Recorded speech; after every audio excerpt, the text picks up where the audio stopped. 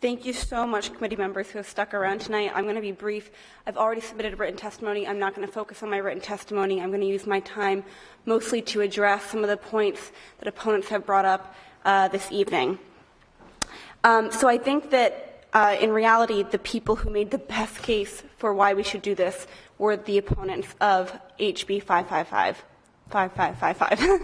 And when they talk about break-ins, violence, house fires, arrests, murders, these are all things that happen under an unregulated market. These are people who are protecting illegal grows. They may have weapons to protect those grows. It's turf wars. People are battling this out in the streets instead of in the courts. This is what happens when you decide not to regulate a market. It doesn't eliminate the market. It doesn't make it go away. It just means that we cannot solve these problems above ground. When they talk about the contamination and the potency, and to your point, Representative, that was just discussed, why would this eliminate the illicit market? It eliminates the illicit market because we don't even have to hypothesize about this. We know what happened with alcohol prohibition. Do any people in the room purchase alcohol from an illicit source? No. Okay. Because we have liquor stores where we can go, we have selection, we have variety, we know that it's tested, there aren't contaminants in it. We do know that under alcohol prohibition, bathtub gin made people go blind, but people would purchase it because they didn't have any other source. But that is not occurring today. People are willing to pay a tax to go to a liquor store for the convenience of knowing when the hours are, to not be met with confrontation, to not be met with violence. It's more safe for the consumer. So in all measures, people will prefer to go to an above-ground market. Something that, and I'm here as a familiar face to this committee, as in previous years I have led efforts around overdose prevention and the Good Samaritan law in Rhode Island. And so there's a particular anger and frustration when I hear opponents talk about how legalizing marijuana will increase overdose deaths in the state. That has been a big mission of my life's work, is to reduce the overdose deaths. I have been personally impacted by these overdose deaths, and it's simply not true. In fact, the Journal of the American Medical Association, JAMA, which is the gold standard of medical research, published a paper that states with medical marijuana laws saw 25% fewer opioid overdose deaths than states that did not have medical marijuana laws. And there was a correlation with the more liberalization a state has towards their marijuana policies, the more reduced the overdose deaths were in those states. So I hear these heart-wrenching stories. I've been there personally. I have lost friends. I've lost family.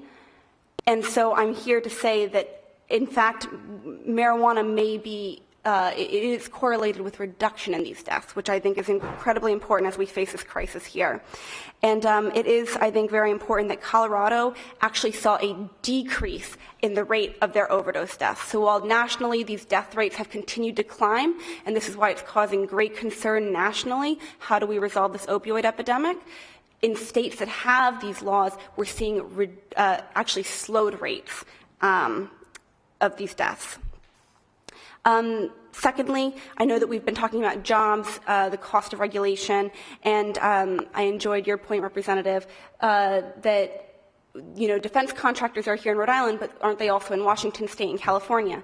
I know that a lot of attention has been focused on Colorado and Washington, and rightly so. These are the two states that pioneered regulation when they passed ballot measures in 2012. But what is a less mentioned state that I think is very valid to look towards is California, which has had the most liberal medical marijuana laws since 1996.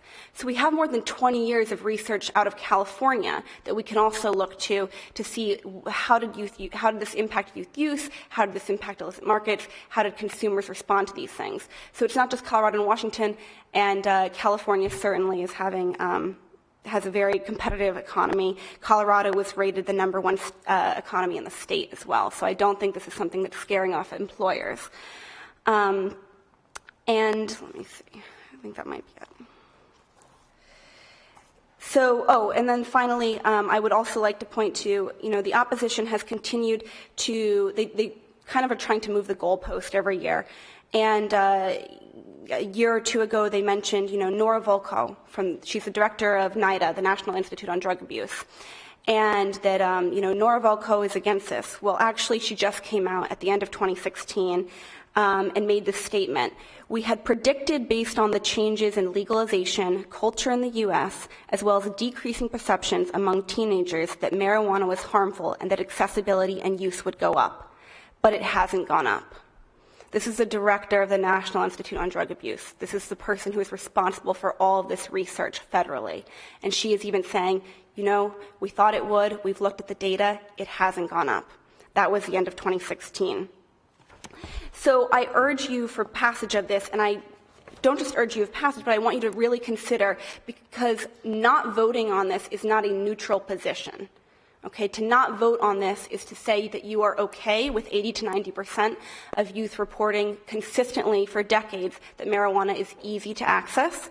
It means that you are okay with having people buy from illicit dealers who don't check IDs, who don't pay taxes. And it means that you are supporting funding going to crime instead of education, and that you are complicit with racial injustice. So please vote for a safer, healthier, more just Rhode Island by passing HB 5555 this year. Thank you. Thank you. Any questions for Rebecca?